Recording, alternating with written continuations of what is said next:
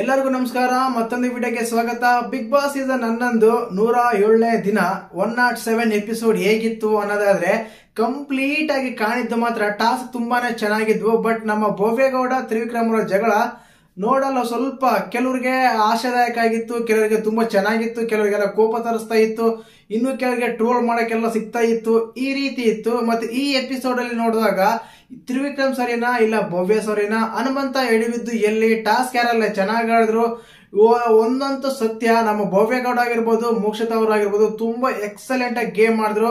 ಮತ್ತೆ ಆ ಟಾಸ್ಕ್ ಅಲ್ಲಿ ಗೆದ್ದಿದ್ ಯಾರು, ಯಾವ ರೀತಿ ರೂಲ್ಸ್ ಇದ್ದು, ಯಾವ ರೀತಿ ಪ್ಲಾನ್ ಮಾಡ್ಕೊಂಡ್ರು, ಭವ್ಯ ಮತ್ತು ಮೋಕ್ಷಿತ ಮಾಡಿದ್ದು ಪ್ಲಾನ್ ತಪ್ಪಿತ್ತ ಸರಿ ಇತ್ತ, ರಜತ್ ಅವರು ನಮ್ಮ ರಜತ್ ಅವರಿಗೆ ತ್ರಿವಿಕ್ರಮ್ ಅವರು ಹೇಳಿಕೊಟ್ಟಿದ್ದು ಹೇಗೆ, ಯಾರ ಪ್ಲಾನ್ ಸ್ಟ್ರಾಟಜಿ, ಯಾರ ಸ್ಟ್ರಾಟಜಿ ಹೇಗಿತ್ತು, ಯಾರ ಆಲೋಚನೆಗಳು ಹೇಗಿತ್ತು, ಎಪಿಸೋಡ್ ಹೇಗಿತ್ತು ಅಂತೆಲ್ಲ ಮಾತಾಡೋಣ. ದಯವಿಟ್ಟು ಚಾನಲ್ ಯಾರನ್ನು ಹೊಸ ನೋಡ್ತಿದ್ರೆ ಮಿಸ್ ಮಾಡಿದ್ರೆ ಸಬ್ಸ್ಕ್ರೈಬ್ ಮಾಡಿ, ಲೈಕ್ ಮಾಡಿ, ಶೇರ್ ಮಾಡಿ.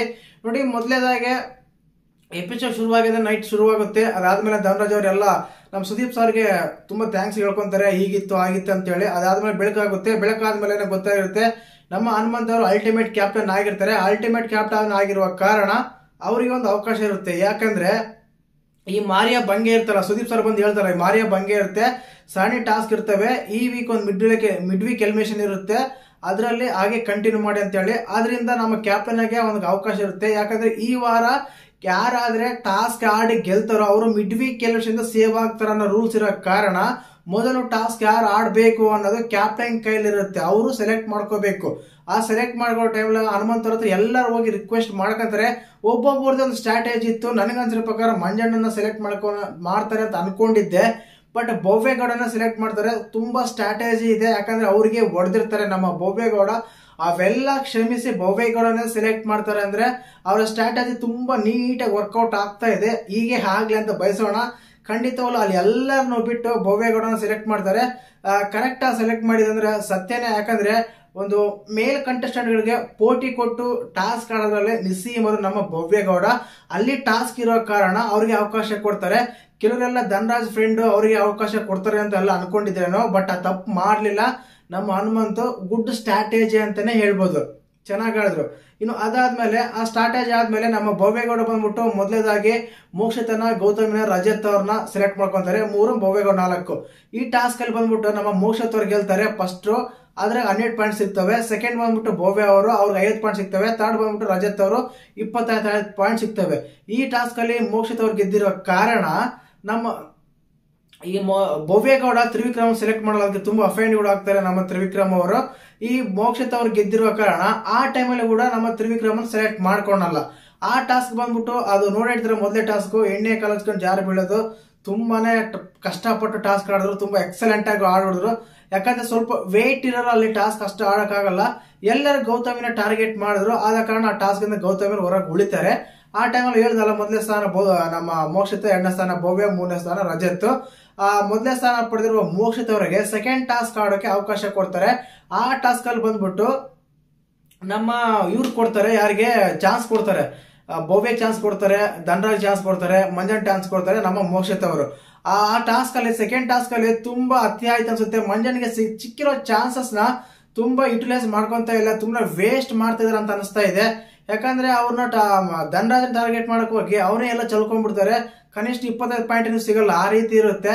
ಬಟ್ ಆ ಟಾಸ್ಕ್ ಅಲ್ಲಿ ಬಂದ್ಬಿಟ್ಟು ನಮ್ಮ ಭವ್ಯಗೌಡ ಗೆಲ್ತಾರೆ. ಭವ್ಯಗೌಡ ಗೆದ್ದಿರೋ ಕಾರಣ ನೋಡಿರ್ತೀರ ಆ ಟಾಸ್ಕ್ ಎಲ್ಲ ಮೋಕ್ಷಿತ ಈಸಿಯಾಗಿ ಬಿಟ್ಕೊಟ್ಬಿಟ್ರ ಅಂತ ಅನಿಸ್ತಾ ಇದೆ. ಧನರಾಜನ್ನ ಇಬ್ರು ಸೇರಿ ಟಾರ್ಗೆಟ್ ಮಾಡಿ ಸೋಲ್ಸ್ಬಿಡ್ತಾರೆ. ಯಾರೊಬ್ರು ಗೆಲ್ಲೇಬೇಕು ಟಾರ್ಗೆಟ್ ಅನ್ನೋ ಪದ ಯೂಸ್ ಮಾಡೋಕ್ಕಿಂತ ಅವ್ರಿಬ್ರು ಒಂದಾಗಿ ಅವ್ರನ್ನ ಸೋಲಿಸ್ತಾರೆ ಅಂತ ಹೇಳ್ಬೋದು. ಧನರಾಜ್ ಅವ್ರು ಸೋಲ್ತಾರೆ. ಅದಾದ್ಮೇಲೆ ಆ ಟಾಸ್ಕ್ ಅಲ್ಲಿ ನಮ್ಮ ಭವ್ಯಗೌಡ ಗೆದ್ದಿರೋ ಕಾರಣ ಆ ಟೈಮಲ್ಲಿ ಕೂಡ ತ್ರಿವಿಕ್ರಮ್ ಅವ್ರ ಭವ್ಯ ಮಧ್ಯೆ ಸಂಘರ್ಷ ಆಗುತ್ತೆ. ಅಂದ್ರೆ ಒಂದು ಕಾನ್ವರ್ಸೇಷನ್ ಆಗುತ್ತೆ. ಸೆಲೆಕ್ಟ್ ಮಾಡಲ್ಲ ಅನ್ನೋ ಕಾರಣಕ್ಕೆ ನಮ್ಮ ಭವ್ಯಗೌಡ ಥರ್ಡ್ ಟಾಸ್ಕ್ ಸೆಲೆಕ್ಟ್ ಮಾಡ್ಕೊಂತಾರೆ. ಯಾರನ್ನ? ತ್ರಿವಿಕ್ರಮ್ ಅವ್ರನ್ನ. ಅಷ್ಟಕ್ಕೇನೆ ಸೆಲೆಕ್ಟ್ ಮಾಡಿಲ್ಲ ಅನ್ನೋ ಕಾರಣಕ್ಕೆ ಸೆಲೆಕ್ಟ್ ಮಾಡ್ಕೊಂತಾರೆ. ಆ ಟಾಸ್ಕ್ ಅಲ್ಲಿ ಬಂದ್ಬಿಟ್ಟು ನಮ್ಮ ಮೋಕ್ಷತನ ಸೆಲೆಕ್ಟ್ ಮಾಡ್ಕೊಂತಾರೆ, ಧನರಾಜನ್ ಸೆಲೆಕ್ಟ್ ಮಾಡ್ತಾರೆ, ತ್ರಿವಿಕ್ರಮ್ ಸೆಲೆಕ್ಟ್ ಮಾಡ್ತಾರೆ ಭವ್ಯಗೌಡ. ಸೆಕೆಂಡ್ ಟಾಸ್ಕ್ ಗೆದ್ದಿರುವ ಕಾರಣ ಅದರಲ್ಲಿ ಏನಾಗುತ್ತಂದ್ರೆ ಆ ಥರ್ಡ್ ಟಾಸ್ಕ್ ಅಲ್ಲಿ ಇದು ತುಂಬಾ ಇಂಪಾರ್ಟೆಂಟ್ ಆಗುತ್ತೆ. ಆಲ್ರೆಡಿ ಗೆದ್ದಿರ್ತಾರೆ ತ್ರಿವಿಕ್ರಮ್ ಅವರು. ಬಟ್ ಬಿಗ್ ಬಾಸ್ ಕಡೆಯಿಂದ ಅನೌನ್ಸ್ಮೆಂಟ್ ಬರುತ್ತೆ, ನೀವು ಮಾಡಿದೆಲ್ಲೋ ತಪ್ಪಿದೆ, ಇನ್ನೊಂದ್ಸಲ ಹೋಗಿ ಟಾಸ್ಕ್ ಆಡ್ಲೇಬೇಕು ಅಂತ ರಿವೈಂಡ್ ಮಾಡಿಸ್ತಾರೆ. ಟಾಸ್ಕ್ ಇನ್ನೊಂದ್ಸಲ ಆಡಿಸ್ತಾರೆ, ರಿಮ್ಯಾಚ್. ಇಲ್ಲಿ ರೀಮ್ಯಾಚ್ ಆಡ್ಸೋ ಕಾರಣ ಏನಂದ್ರೆ ತ್ರಿವಿಕ್ರಮ್ ಅವರು ಅಲ್ಲಿ ಸ್ವಲ್ಪ ಅದನ್ನ ಇದು ಮಾಡಿರ್ತಾರೆ. ಬಟ್ ಪೋಲ್ ಅಂತ ಕೊಟ್ಟು ಹನುಮಂತ್ ಅವರು ಉತ್ಸವ ಸ್ವಲ್ಪ ಎಡವಿರ್ತಾರೆ. ಆ ಕಾರಣ ಅಲ್ಲಿ ರೂಲ್ಸ್ ಏನಂದ್ರೆ ಹನುಮಂತವ್ರಿಗೂ ಗೊತ್ತಿರಲ್ಲ, ಪ್ಲೇಯರ್ಸ್ ಅವ್ರಿಗೂ ಗೊತ್ತಿರಲ್ಲ. ಆದ ಕಾರಣ ಅಲ್ಲಿ ಏನಾಗುತ್ತೆ ಅಂದ್ರೆ ಮಧ್ಯದಲ್ಲಿ ಪ್ರವೇಶಿಸಿ ಬಿಗ್ ಬಾಸ್ ಅವರೇ ಹೇಳ್ತಾರೆ ಕರೆಕ್ಟ್ ಆಗಿ ಈ ತರ ಟಾಸ್ಕ್ ಆಡಿ ಅಂತ ಹೇಳ.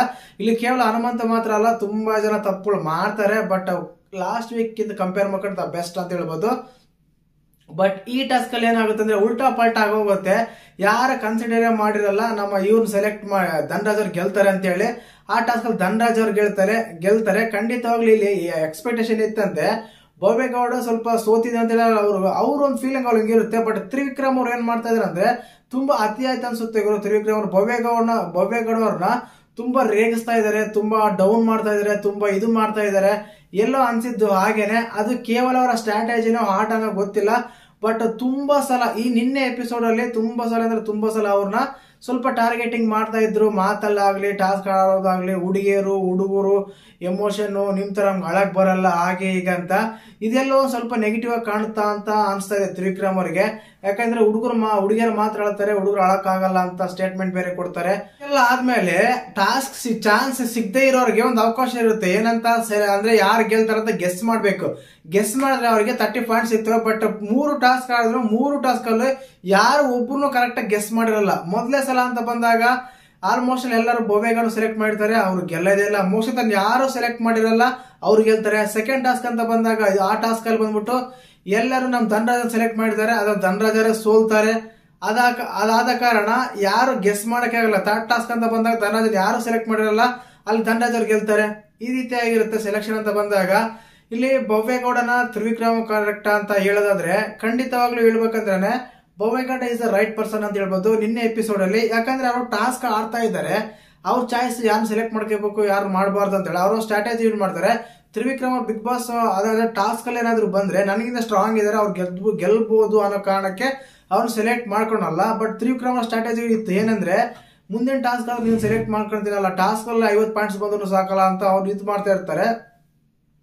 ಆ ಕಾರಣಕ್ಕೆ ಭವ್ಯಗೌಡ ಹೇಳ್ತಾರೆ ನೀವು ನನ್ನ ತೆಗೆದು ಬಿಡ್ತೀರಿ ಅಂತ ನನಗೆ ಭಯ ಆಗ್ತಾ ಇತ್ತು, ಅದೇ ಕಾರಣಕ್ಕೆ ನಾನು ನಿಮ್ಮನ್ನ ಸೆಲೆಕ್ಟ್ ಮಾಡಿಲ್ಲ ಅಂತ ಹೇಳ್ತಾರೆ. ಅವ್ರ ಸ್ಟ್ರಾಟಜಿ ಇದೆ. ಯಾಕಂದ್ರೆ ತ್ರಿವಿಕ್ರಮ್ ಅವರು ಭವ್ಯಗೌಡ ಆಟನೇ ಆಡ್ಸಿಲ್ಲ ಅಂದ್ರೆ ಅವಾಗ ಏನ್ ಮಾಡ್ತೀರಾ, ಅದು ಭಯ ಆ ಭಯ ಅವ್ರಿಗೂ ಇರುತ್ತೆ.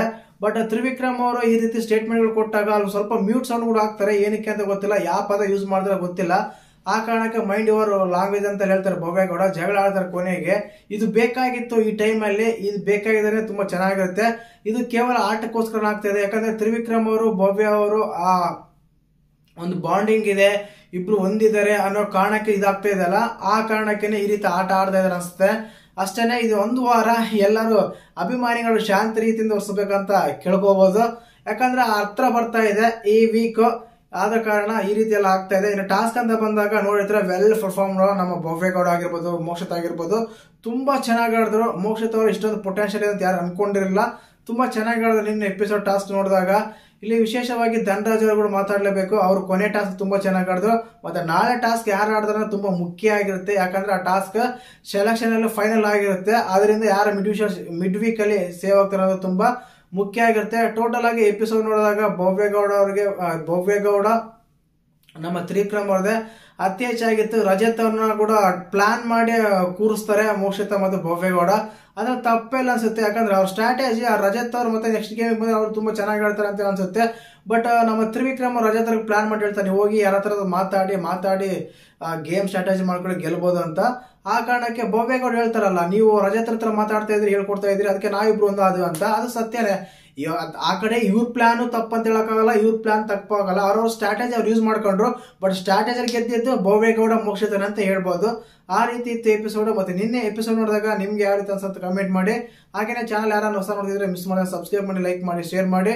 ಟೋಟಲ್ ಆಗಿ ಬಿಗ್ ಬಾಸ್ ಕಡೆಯಿಂದ ಅನೌನ್ಸ್ಮೆಂಟ್ ಬರುತ್ತೆ. ಈ ವಾರ ಎಲ್ಲರೂ ನಾಮಿನೇಟ್ ಆಗಿದ್ದೀರಾ 7 ಜನ ಅಂತ. ಆ 7 ಜನದಲ್ಲಿ ಒಬ್ರು ಸೇವ್ ಆಗ್ತಾರೆ. 6 ಜನ ಇರ್ತಾರೆ. ಆ 6 ಜನದಲ್ಲಿ ಮಿಡ್ ವೀಕ್ ಅಲ್ಲಿ ಒಬ್ರು ಮನೆಗೆ ಹೋಗ್ತಾರೆ. ಮಿಡ್ ವೀಕ್ ಅಂದ್ರೆ ಬುಧವಾರ ನಮಗೆ ತೋರಿಸಬಹುದು, ಬುಧವಾರ ಎಪಿಸೋಡ್ ಅಲ್ಲಿ. ಆದ ಕಾರಣ ಕಾದು ನೋಡೋಣ ಯಾರೆಲ್ಲ ಹೋಗ್ತಾರೆ ಮನೆಗೆ ಈ ವಾರ ಅಂತ. ವಿಡಿಯೋ ಇಷ್ಟ ಆದ್ರೆ ಲೈಕ್ ಮಾಡಿ. ಜೈ ಹಿಂದ್, ಜೈ ಕರ್ನಾಟಕ. ಮತ್ತೆ